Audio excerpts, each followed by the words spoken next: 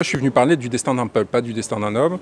Je suis venu dans une démarche politique qui consiste à dire on ne peut pas être pris en otage à chaque fois qu'il y a une affaire judiciaire contre un des nôtres et se laisser abattre par cette procédure judiciaire. C'est-à-dire qu'il y a un combat qui a été mené par le peuple martiniquais sur un certain nombre de principes. La vie chère aujourd'hui, peut-être demain aussi, plus de souveraineté, parce qu'on voit bien que la justice est instrumentalisée. Il ne faut pas qu'on l'oublie, il ne faut pas qu'on l'abandonne. Et notre succès, il ne dépendra pas... Il ne faut pas qu'on soit dans les coordonnées de l'ennemi. C'est réussir à sortir quelqu'un d'une procédure qui était injuste dès le départ ne peut pas être suffisant, ne peut pas être un motif de satisfaction, surtout si derrière on a abandonné, on a perdu toute notre énergie pour obtenir ce résultat. Donc moi, évidemment, mes confrères font ce qu'ils peuvent et ce qu'ils doivent, et ils n'ont pour objectif, et c'est normal, que de sortir leurs clients. Nous, je ne suis pas venu en tant qu'avocat, enfin je suis avocat d'un certain nombre d'instances ici, du MIR et compagnie, sur un certain nombre de questions, sur la question de la réparation notamment, qui est importante parce qu'elle est quand même l'ancêtre de la question de la vie chère. Ce sont les mêmes acteurs qui ont esclavagisé, qui aujourd'hui pillent le peuple martiniquais. Mais je suis venu surtout pour rencontrer toutes ces forces sociales qui sont notamment venues ici, pour essayer de voir comment est-ce qu'on peut politiquement changer les choses. Très bien.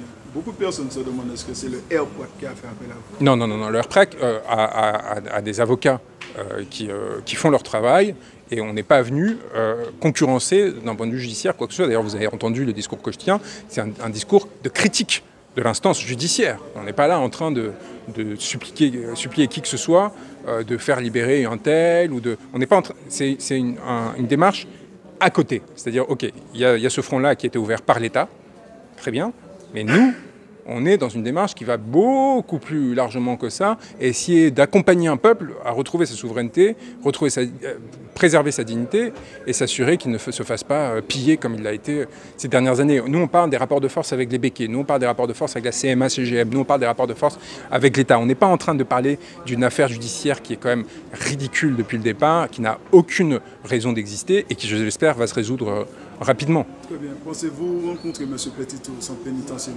de S'il me le demande, évidemment, je serais ravi de le faire, mais vous savez comment sont les systèmes pénitentiaires avec les permis de communiquer, ainsi de suite, c'est assez compliqué. Et si je le faisais, ce serait uniquement à titre politique et non pas en tant qu'avocat. Je n'ai ni l'intention ni le désir d'intervenir en tant qu'avocat dans ce dossier pour une raison très simple. Ce dossier n'est pas judiciaire, il est politique et il faut aller chercher les responsabilités là où elles sont, c'est-à-dire au sein du système politique. Très bien. Pour finir, quel message que vous auriez pour le peuple martiniquais? Qu'il nous a lancé une leçon, en fait, parce qu'il s'est levé. Il s'est levé pour dire non à l'injustice qu'il subissait. Je pense qu'il y a eu un travail de conscientisation extraordinaire sur le fait que l'État français ne tenait pas ses promesses. Et ce message, il vaut tant pour les populations martiniquaises que pour les populations hexagonales, parce qu'on voit bien que les mêmes causes produisent les mêmes conséquences. On a des oligarques ici, que ce soit les Béquets, la famille Saadé, et ainsi de suite.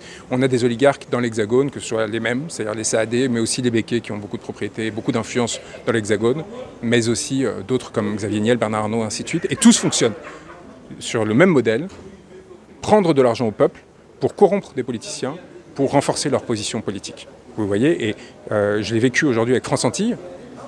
France Antilles s'est fait menacer de ce que leurs vivres soient coupés, des publicités soient arrêtées par les Béquets parce qu'ils m'ont interviewé. France Antilles qui par ailleurs appartient à Xavier Niel, qui a racheté France Antilles hors délai pour faire plaisir à Emmanuel Macron et pour s'assurer qu'il y ait une voix des classes dominantes qui reste en place. Je l'ai aussi vu avec Guadeloupe Première et un certain nombre d'autres médias au moment des grands frères. La façon dont ils traitent systématiquement les mouvements sociaux, je l'avais vu en Guyane aussi auparavant. Il y a systématiquement, soit de la part des médias d'État, soit de la part des médias oligarchiques, une façon de traiter les choses qui aujourd'hui, avec Martinique Première, avec aussi RCI, on l'a vu avec l'affaire Petitot, est grossière. Et il y a un moment donné, il faut arrêter cela, et pour faire cela, il faut les faire tomber.